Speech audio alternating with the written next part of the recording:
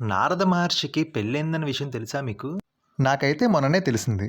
పెళ్ళవ్వడం ఏమిట్రా అని చెప్పి పరిశోధిస్తుంటే తెలిసిన విషయం ఏంటంటే, కృష్ణ కృష్ణ త్రిలోక సంచారి, జ్ఞాన సంపన్నుడు, దేవర్షి అయిన నారదుడు ఒకరోజు శ్రీకృష్ణుడి దగ్గరికి వచ్చాడంట. వచ్చినవాడు వచ్చినట్టు ఉండక, కృష్ణ నేను ఈ మాయలో పడను అన్నాడు. మనవడు చాలా ఉత్సుకత ఉన్నాడు, ఒకసారి ఆడుకుందాం అని చెప్పి అనుకున్నాడు. సరిగ్గా అప్పుడే నారదుడికి దాహం వేసింది. నారదా, నీవు నా అతిథివి, నేను వెళ్ళి నీళ్ళు తీసుకుని వస్తానని చెప్పి కృష్ణుడు వెళ్తాడు. అలా వెళ్ళగానే నారదుడు ఒక అమ్మాయిని చూశాడు, నచ్చింది, పెళ్లి చేసుకున్నాడు, పిల్లల్ని కనేశాడు. ఇంతవరకు బాగుంది. అసలైనది ఇప్పుడే మొదలు.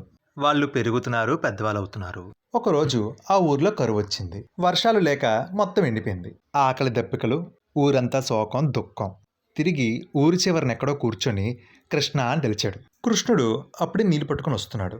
చూసి ఆశ్చర్యపోయాడు. ఏమిటి కృష్ణ ఇదంతా అని అనగానే కృష్ణుడు అమాయకంగా, ఏంటి నారదా, ఏమైంది? నీ ముందే కదా నీళ్లు తీసుకురావడానికి వెళ్ళాను, ఏమైనా చూసి జడుచుకున్నావా ఏమిటి? మనోడికి అర్థమైపోయింది. అమ్మ కృష్ణ, భలే మాయ చేసావే అనుకుంటూ నారాయణ నారాయణ